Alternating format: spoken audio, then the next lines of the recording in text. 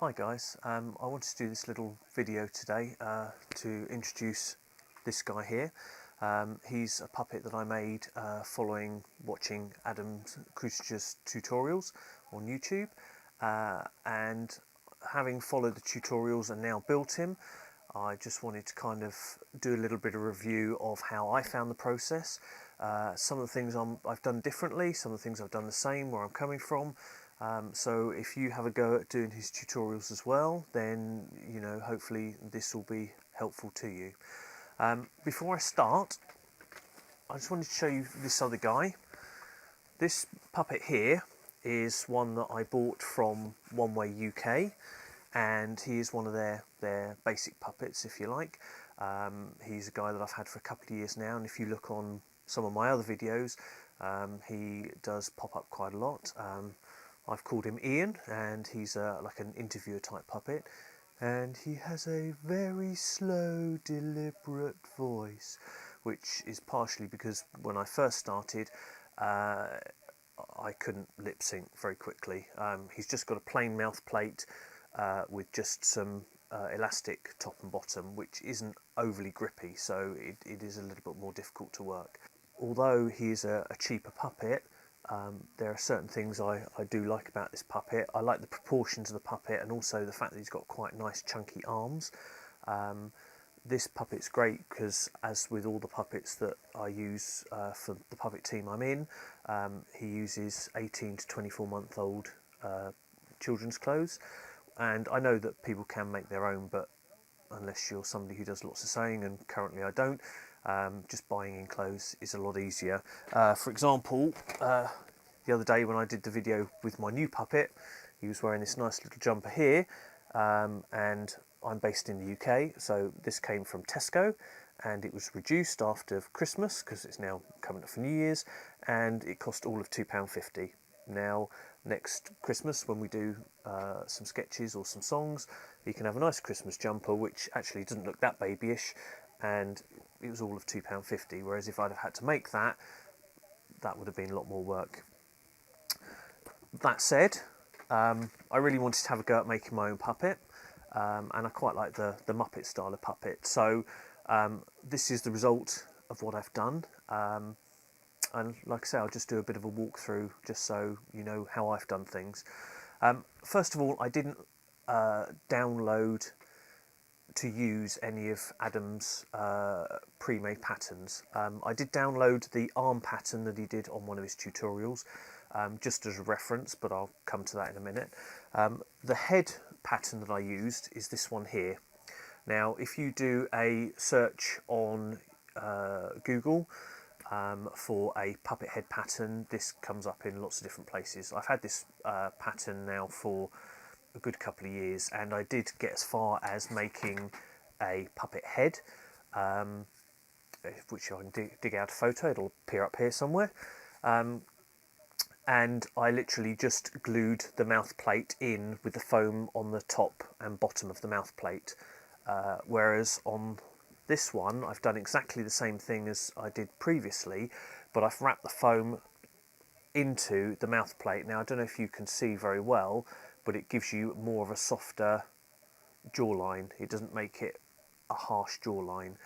So that's the pattern I've used. Now, the only thing with that pattern, if you were to use the same pattern rather than Adam's or anything that you've come up with yourself, is when I rolled it into the mouth, it did kind of bring the head in, making it a little less elongated, and under the chin it did make the foam a little higher.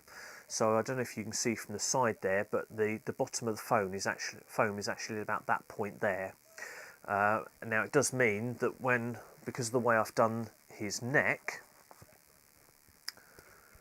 that actually it gives him a bit of a soggy neck. Now, if I was to do this again, and at some point I will be doing a similar thing again, I'll probably bring the foam a little bit further down to give it a more of a defined chin, and then tidy up some of this and tighten it up a little bit so his neck isn't quite so turkeyish. But it's, on this puppet it gives it a little something. So that's the head itself. Now, all the internal foam is just normal upholstery foam. In the head it's 1/2 inch foam, and in the body it's 1 inch foam. So there's no reticulated foam in there, it's just plain upholstery foam. Also the fleece, because I live in the UK and I can't find anywhere that does Antron fleece in the UK, this is just straightforward polar fleece, or anti-pill fleece some people call it. I got this particular fleece off of eBay and I bought a metre of it and it cost me about £8. So that, along with the foam, which maybe cost me all of a fiver, actually means the materials for this puppet are relatively cheap.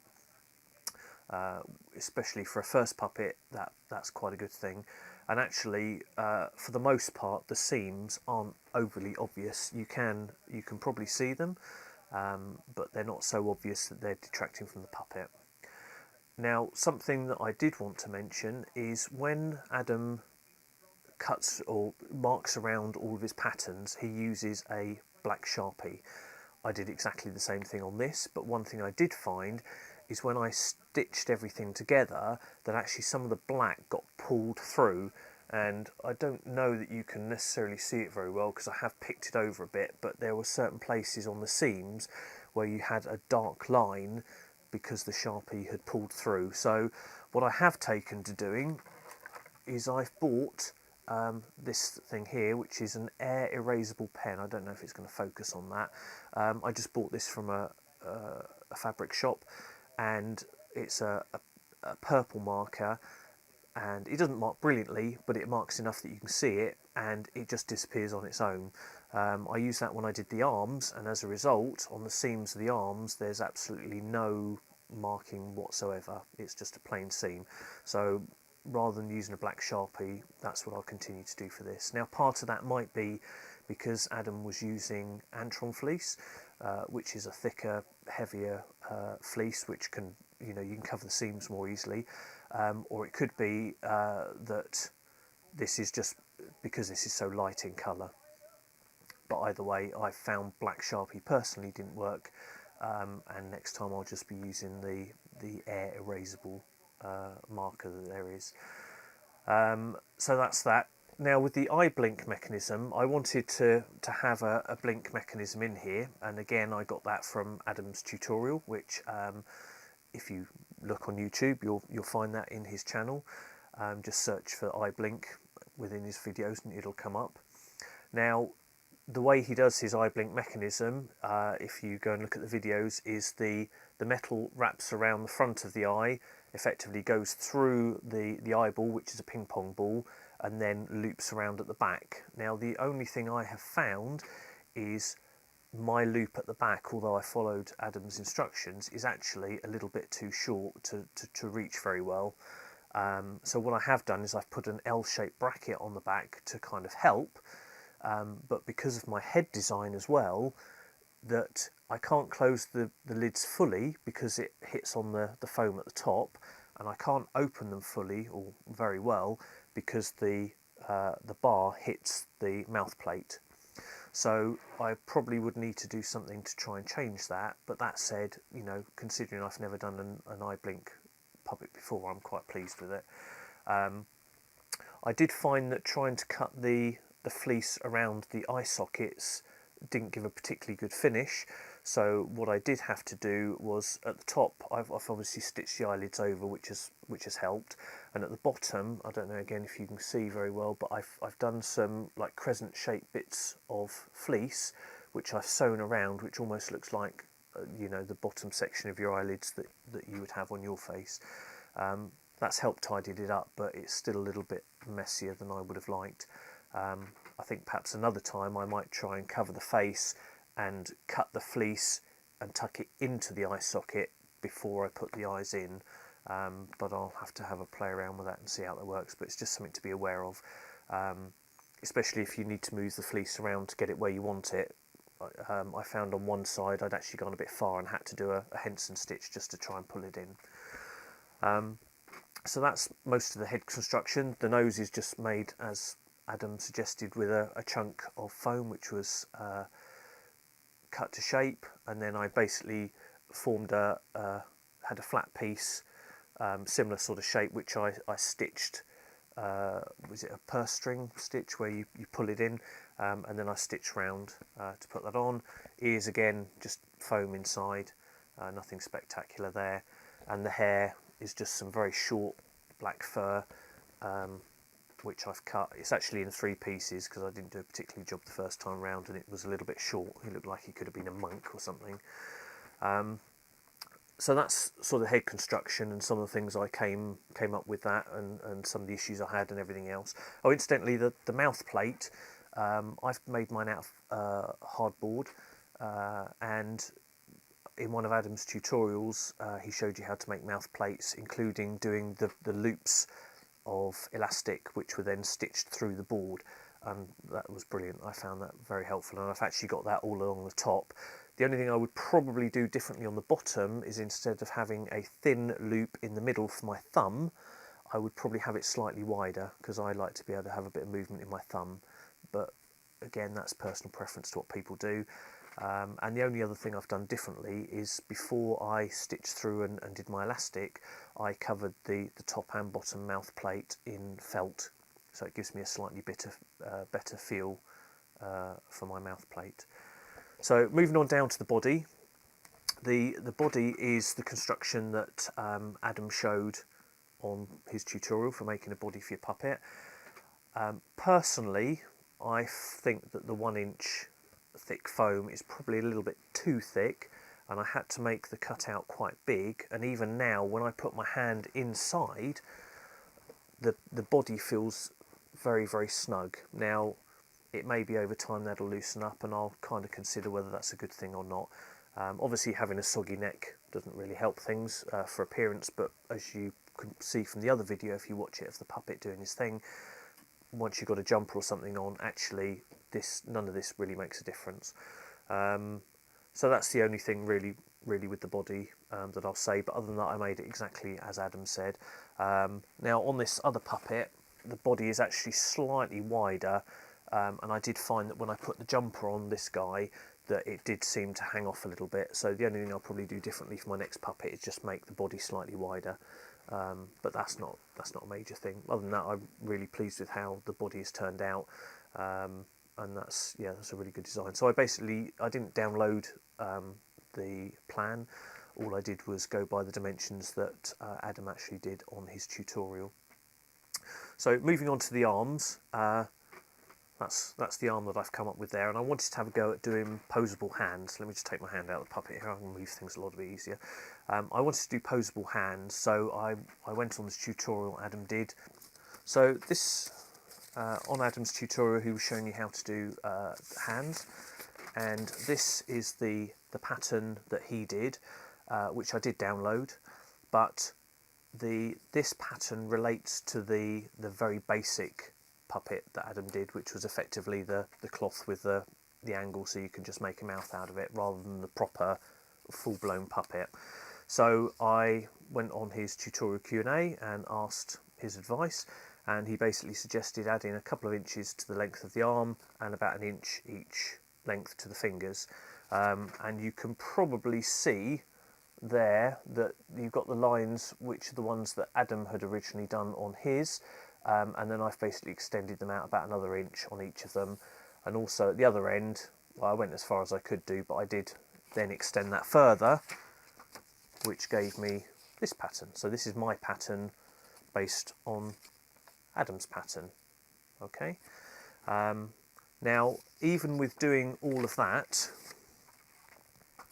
you can see that the fingers are nice and long, and actually compared to the other puppet I've got, they're quite nice, because the other puppet's fingers are really dumpy, which for what I've done up to now has been fine, but I actually quite like these.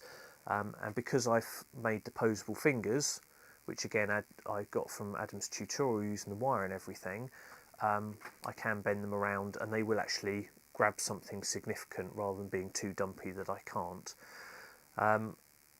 One thing that I did do was when I put the wire in, that's my wire there, I put it on the finger, but I actually finished it a little bit back from the front of the finger, because I was worried that it would push right the way through, even though I put a bit of hot melt glue to stop it piercing, but the only thing with that is when I was then pushing everything into the fingers, the foam was bending backwards, and it was a real pain to get in, and actually on one of the hands that hasn't quite gone to the ends. So I think another time I would make sure I put that metal right to the very end of the finger and possibly even do a loop at the end, but I just decided to twist it around on this occasion because that was just the easiest thing for me. It's reasonably stiff, but it's not too stiff. Now also on Adam's tutorial for the posable hands, he put the arm rod into the hand and bent it round in like a D shape and put his metal off of that D shaped piece. But I didn't want an arm rod that was stuck in the arm because, well, two reasons. One, because the arm rods that I use are these arm rods here, which are basic arm rods that we use for all our puppets, therefore I didn't really want special arm rods. And secondly, trying to get clothing on and off a puppet that's got an arm rod sticking out is a pain in the backside at the very least. So what I've done instead is, because I'm a hoarder, I found in my shed some plastic tubing. Now this is the kind of stuff that you get on aeration pumps for fish tanks, that kind of thing. And it just so happens that this is pretty much the right size to fit on the end of the arm rod. So what I did was internally in the hand, when I made it, you've got the bit of plastic effectively sitting up like that, and then the fingers, because I've bent over on one end, that slides over the top, and then what I've done is I've crimped it so that it grips onto the plastic, but also it squeezed the plastic a little bit to give the rod a bit of resistance. So as a result now, when I want to put the arm rod on, I put it in the plastic there, just give it a bit of a push, and now I've got an arm that will move around quite happily, and it's stuck on the arm rod. I don't think that's quite pushed in far enough, but you know, I can move it around and do whatever I like with it. Now long term, whether that works or not, we'll wait and see, but in the short term that seems like a fairly good idea. But it also means I don't have to modify the arm rod, so I've got plenty of these, so I can use whichever arm rod I want, as opposed to having to go out and buy specific arm rods if that breaks or whatever. The only thing I did do was I did put a very, very slight bend on the end, but it's so minor I don't think you can even see that very well. Okay, and that's just to give it a little bit of resistance when I put it in. Other than that, it's exactly as Adam's tutorial, just with, like I say, the changes in the dimensions and the fact that I've used this bit of plastic to locate my arm rod rather than having the arm rod physically in the hand. Now the only thing left really to point out is you can see here that the neck of the puppet goes all the way down through the body and is stitched in the bottom there. And obviously it's done in such a way that it gives you the height you want for the head of the puppet from the body. Now I noticed on Adam's tutorials that his neck piece actually finished sort of here somewhere, and then the remainder down to the bottom was done out of a different material, which I just put down to the fact that he needed to make up the length that he required. But since then I've discovered it's probably for a better reason, and that's because when you're using your puppet, because it's quite snug in there anyway, I found that it gets quite hot because the fleece is stuck around your arm, and as a result you'll find that once you finish that actually you'll find you're a little bit sweaty. So I would suggest personally making either lining the fleece or cutting it short and then putting an extra piece on the bottom that isn't fleece, possibly cotton or something similar, so that when you're using the puppet you don't then get really hot sweaty hands. But apart from that, I'm really pleased with it. For a first attempt I'm quite chuffed, and hopefully Mark II will be even better. So thanks very much for watching, and I hope this has been helpful for you. Thank you. Bye bye.